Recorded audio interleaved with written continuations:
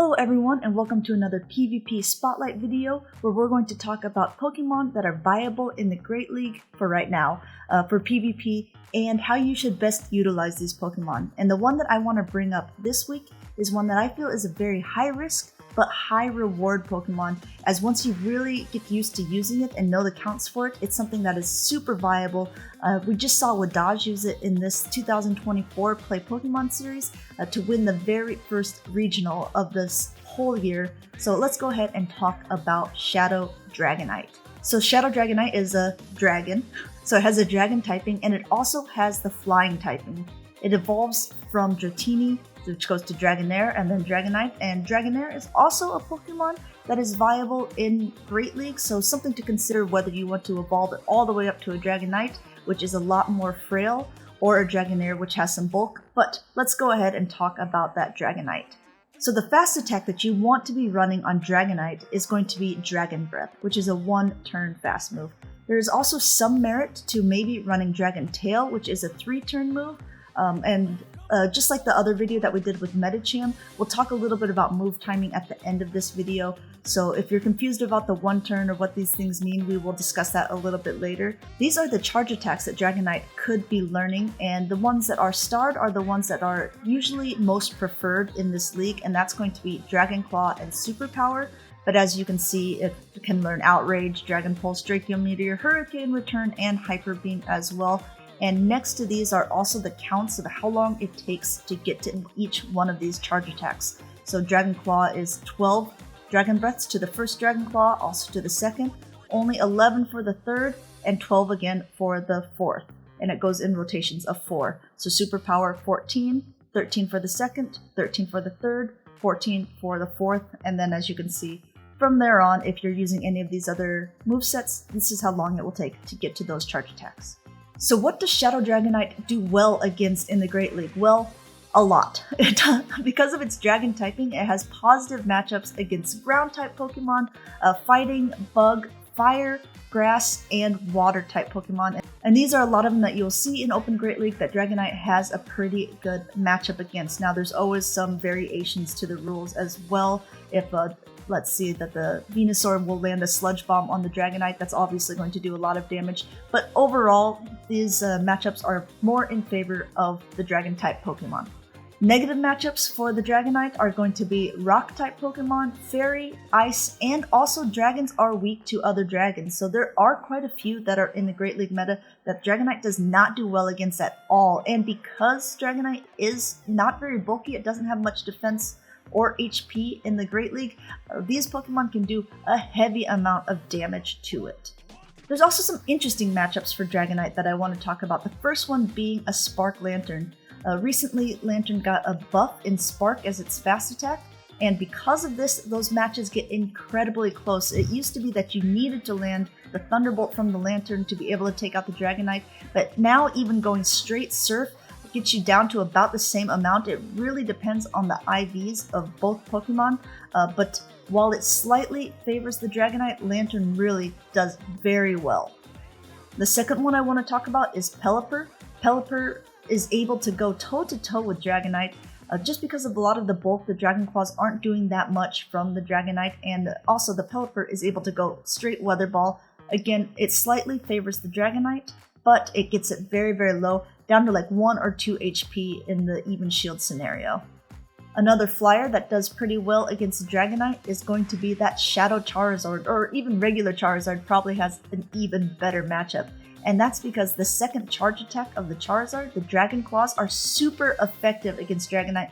Dragonite does not want to be taking any of this, and Shadow Charizard with Wing Attack as its fast attack gets to that move so quickly that Dragonite is going to be in a little bit of trouble. They're going to both have to be dancing around with energy there.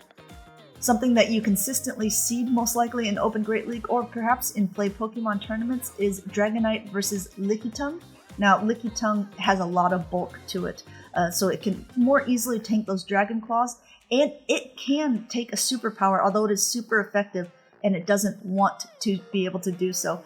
But the licks and the body slams are definitely going to be adding up on the Dragonite and forcing the Dragonite to shield as well. So this is a baiting game scenario, and neither one has that big of an advantage over the other. And the last interesting matchup I want to talk about for Dragonite is going to be Registeel.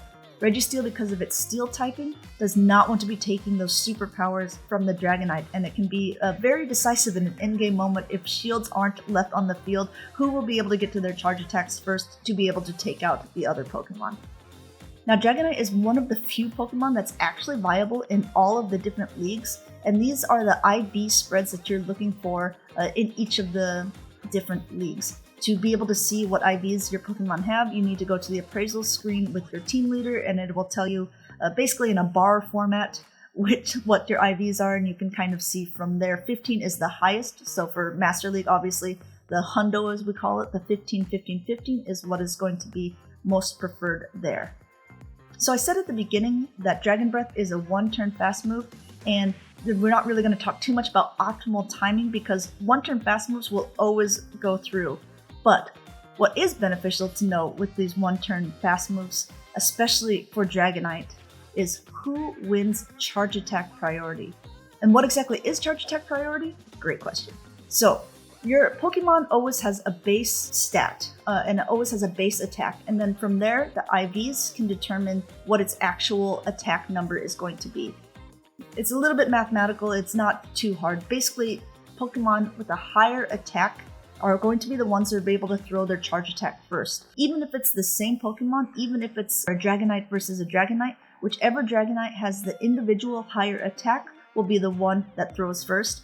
If they're both 15 attacks, say per se in the Master League or something, it is a coin flip scenario, and that's just a little bit of random number generator to see who actually will get to throw that attack first. But because Dragonite is so frail in the Great League, I think it's really important to know A, if it wins charge attack priority, and B, how many fast attacks does it take for your opponent's Pokemon to be able to get to the charge move of their own.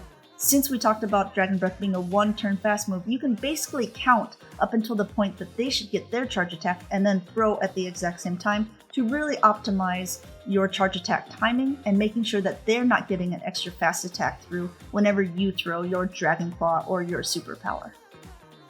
So, the ones that I think are most important to know are going to be other Dragon Breath users. Since Dragon Breath is a super effective move against Dragonite, you want to know, am I going to be able to throw my Dragon Claw first? The ones that I've decided to cover are ones that you'll see most often in the Great League, and that is going to be an Altaria. Altaria versus a Dragonite, it takes actually 17 Dragon Breaths for Altaria to get to the Sky Attack, which is its lower move.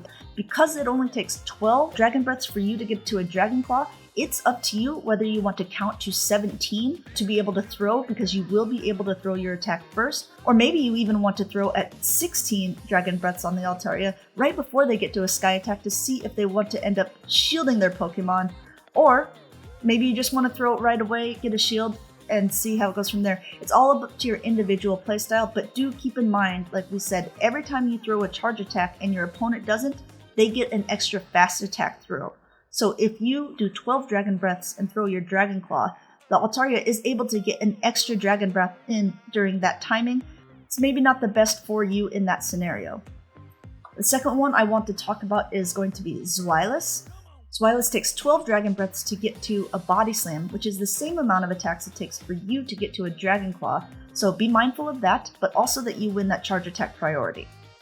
The next Pokemon we'll talk about that has Dragon Breath is Kingdra. Kingdra, it takes 17 Dragon Breaths to get to Octazooka. You also win the charge attack priority against Kingdra.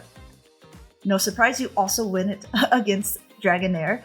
Dragonair is very similar to Zweilous in that it's most likely running Body Slam as it's one of its charge attacks, and it does take 12 to get to that Body Slam, and like I said, Dragonite wins charge attack priority against Dragonair. Gyarados, which isn't super common in Great League, but you do see it sometimes. Also, it gets to a very spammy Aquatail, also in 12 Dragon Breaths. Aquatail isn't super effective or doing much damage at all to the Dragonite, but you do get to it in the same amount of turns it takes to get to a Dragon Claw. And the last Dragon-type Pokemon I want to talk about that you really don't see that often in Great League, but you do in some condensed metas or for people who just happen to have one under 1500 CP, and that is the Latios. And actually, you as a Dragonite user lose charge attack priority to Latios. It has a higher attack, it will be able to throw first, and it is running the same charge attack as you as that Dragon Claw. So perhaps in this case, if you know that you're getting to your attack at the same time they are, you can perhaps swap out onto something to negate that energy. Let's say if you're running a steel type in the back or something that a Dragon Claw won't be doing super effective damage against. One of the big ones that we talked about earlier, an interesting matchup, is the Registeel. Registeel, it takes 16 lock-ons to be able to get to a Zap Cannon.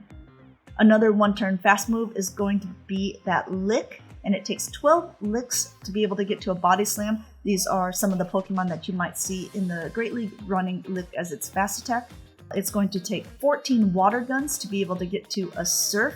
And these are Pokemon Blastoise. You do see some Lanterns nowadays running Water Gun instead of Spark as its fast attack, and also Tapu Fini. And then the last one that I think a one-turn fast attack that is more interesting is going to be that Regirock. Regirock is going to only take 11 lock-ons to be able to get to Stone Edge, and Stone Edge will be doing super effective damage against that Dragonite. It's going to be able to reach it first, plan accordingly. Because Dragon Breath is one turn, it doesn't really matter as much. You should just also be counting how many fast attacks your opponent is doing to be able to time your moves correctly against these Pokemon. So for Frostlass, which is not a great matchup for Dragonite, it's going to take 6 Powder Snows to be able to get to an Avalanche. It's going to take 5 Wing Attacks to be able to get to a variety of different moves. So as you can see, I have a lot of the Wing Attack users. We have Charizard, Gligar, Mantine, and Pelipper. Pelipper 5 to get to a Weather Ball, Charizard 5 to get to a Dragon Claw, Aerial Aces on the other ones, but you get the idea. For Lantern, if it's not running Water Gun, it will most likely be on Spark. It will take 8 Sparks to be able to get to a Thunderbolt. This will be the charge attack that can knock out Dragonite if this is a zero shield scenario. Otherwise, like we talked about before, Lanterns have now the possibility of going straight Surf, and if they do that, it takes 6 Sparks to get to the first Surf. Sableye is another Pokemon that is running Shadow Claw as its fast attack, and it's going to take 6 Shadow Claws for Sableye to get to a Foul Play. And Cresselia is the last one we want to talk about as far as 2-turn fast attacks, and it's going to take 7 Psycho Cuts to get to a Moonblast. Against 3-turn fast moves, these are the ones that you will most commonly see within the Open Great League. We have a Jellicent, and it's going to take 5 Hexes for the Jellicent to be able to get to a Shadow Ball, or an Ice Beam, which will be doing super effective damage to the Dragonite. Most Jellicents nowadays aren't running Ice Beam, but it is a possibility that you need to be wary of. Empoleon, it will take 5 Waterfalls to be able to get to a Drill Peck. For Snarl users, it will take 4 Snarls to get to a variety of different charge attacks, whether that be Foul Plays, the first Aerial Ace, or Dark Pulse, or even an Acid Spray. 4 is the lucky number at the beginning to go against for this.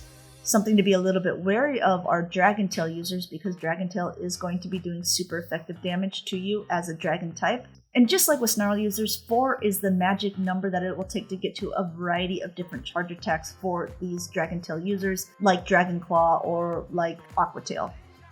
Dragonite against 4-turn fast attack users, like the Pidgeot here, it's going to take 5 Gusts to be able to get to a Brave Bird.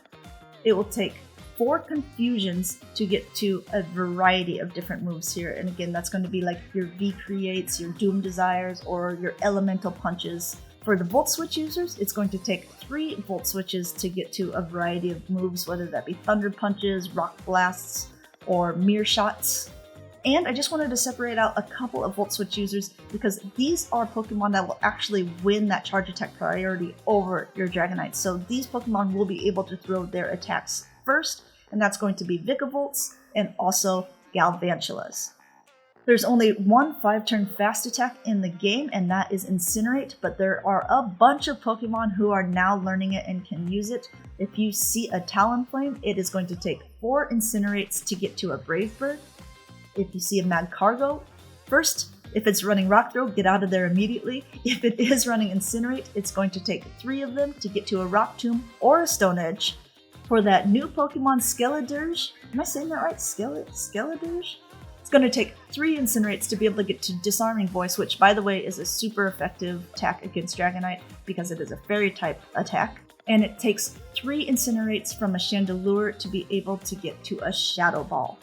And those are the main things to know about Dragonite. If you have any questions or want some clarification or think that I'm missing some crucial information, that would help new players learn how to utilize this Pokemon better, feel free to leave it in the comments. I would love to hear from you. Also, if there's any Pokemon that you think are worthy of being highlighted in these PvP spotlights, let me know. Thanks for watching, guys. We'll catch you in the next one.